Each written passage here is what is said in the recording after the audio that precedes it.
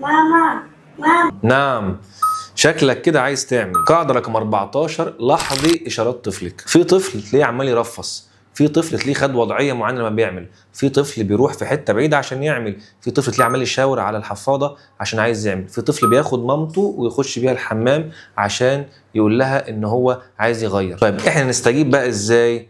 نقول له إن إحنا كده لازم نقعد على البوتي أو لازم نخش الحمام، نقول له إن لما الإشارات دي تجيلك لازم ساعتها نروح نعمل على البوتي او نخش الحمام. احنا اللي بنعلمه، لما يحس الاحساس ده يستجيب الاستجابه دي. طيب قاعده رقم 15، لو عملها على نفسه او قال لك ان هو مبلول هنعمل ايه؟ هنزعل منه؟ بالعكس انا هتبسط منه واسقف له ان هو عرف يستخدم الكلام للتعبير عن المشاعر. هو عرف خلاص ان هو لما عمل على نفسه واتبل عبر عن كده بالكلام. احنا قلنا يا جماعه ده الموضوع ده محتاج ايه؟ تناسق ايه؟ عضلي وعقلي. فده العقل اللي شغال، انا اتبليت فهقول لماما ان انا اتبليت. خد العكس بقى، اتبليت انا مش قلت وانا مش عملت، خلاص هقول لا مش هقول لها، هتبلي بعد كده وهي تكتشف. قاعده رقم 16، ممكن تعتبريها مهاره جديده مش تدريب والبوتي تريننج وخلع الحفاضه، اعتبريها مهاره. اعتبري نفسك بتعلمي بروجرامنج، اعتبري نفسك بتعلمي انجلش في ستيب 1 وستيب 2 وستيب 3. اتعلم يعني اقول لكم ايه يا جماعه، اعتبروا نفسكم بتدرسوا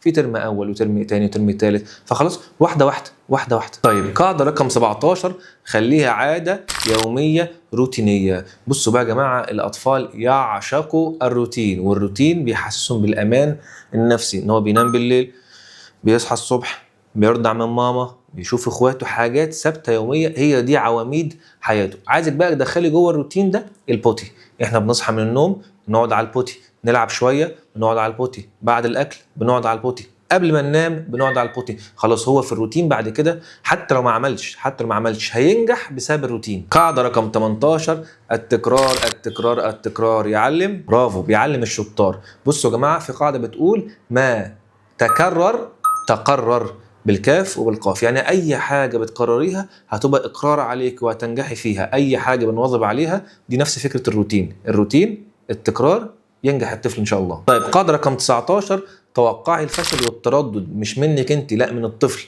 الطفل وارد قوي ان هو يفشل، وارد قوي ان هو يتردد بعد النجاح. يعني ينجح مره والثانيه والثالثه ويفشل، وينجح مره والثانيه والثالثه ويفشل او يتردد. طب هو انا كده كويس، هو انا كده وحش؟ فتوقع منه ان هو ممكن ينزل ويقع تاني عادي جدا جدا جدا. كان معكم دكتور محمود عيد من سلسله بوتي تريننج بامان او سيف بوتي تريننج. كملي الفيديوهات.